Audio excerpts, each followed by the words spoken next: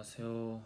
저는 내여부 채널을 운영하고 있는 주인장입니다. 오늘 어떤 할 얘기는 제가 이제 거창하다 하면 거창할 수도 있고 어떻게 보면은 좀 쓸데없다고 생각할 수도 있는 그런 생각들을 종종 하곤 하는데 그것 중에 하나가 이제 그런 게 또 있었어요. 사실 삶이라는 게 되게 어떻게 보면은 찰나라고 저는 생각을 하거든요. 살아있는 게 굉장히 특이한 일이고, 죽음이 사실은 보다 정상적인, 그리고 혹은 더 자연스러운 일이라고 생각을 해요, 저는. 그래서 그런 생각이 어느 날은 들더라고요. 영겁 같은 그 죽음 앞에서 과연 이 찰나의 삶이 의미가 있을까? 뭔가 그런 생각을 한 적이 좀 있었어요. 그래서 이게 사는 게 의미가 있나? 저희 수학 시간에 보면은 그런 말 보잖아요. 뭐 t가 무한으로 갈 때 뭐 어떤 기타 100이나 뭐 60이나 이런 자연수들은 의미가 없게 되잖아요. 마찬가지로 어떻게 보면은 죽은 상태가 무한에 가깝다고 볼 수 있는데 우리의 뭐 길어봤자 100년 정도의 삶이 그런 의미가 없는 게 아닌가? 왜 살지? 약간 이런 생각을 한 적이 좀 있었어요. 저는 약간 그거에 대해서 좀 답을 찾고자 조금은 생각을 많이 했었어요. 무슨 의미를 통해서 이거를 좀 극복해낼 수 있을까? 어떤 의미를 찾을 수 있는 게 있을까? 이런 생각을 많이 했었는데 사실 뭐 부나 뭐 권력 이런 것들은 사실 일반적인 분들은 쟁취하기 어려운 영역이란 말이에요. 대부분의 사람들은. 그래서 그거 외에 다른 게 뭐가 있을까? 일반적인 삶을 살아가는 사람들도 의미를 찾을 수 있는 게 무한의 죽음 앞에서 일단 현재까지는 그 생각밖에 들진 않더라고요. 그냥 저랑 어떻게 보면은 인연이 되었던 사람들한테 어떤 충실히 잘하고 어쨌든 이제 이별은 무조건 하게 되기 때문에 그 전까지 어떤 서로를 위해서 좀 배려하고 좀 노력하고 그렇게 살면은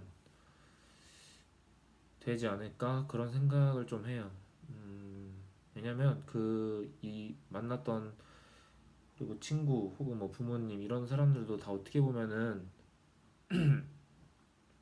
어떤 이 무한이라는 시간 속에서도 정말 극히 기적적인 확률로 이렇게 만들어진 관계란 말이죠. 왜냐면 어떤 그 시기적으로 시대적으로도 그 분위기도 다 다르고 어떤 이런 한국이라는 나라에서 관계를 맺은 사이로 살아간다는 거 사실 아무리 시간이 길어져도 같은 상황에 같은 이런 어떤 성격 이런 기타 다양한 환경들이 일치하는 경우는 쉽지 않다고 생각이 들더라고요. 그래서 어떤 영원 속에서도 의미를 가질 수 있는 게 그게 아닐까? 약간 그런 생각이 들었어요.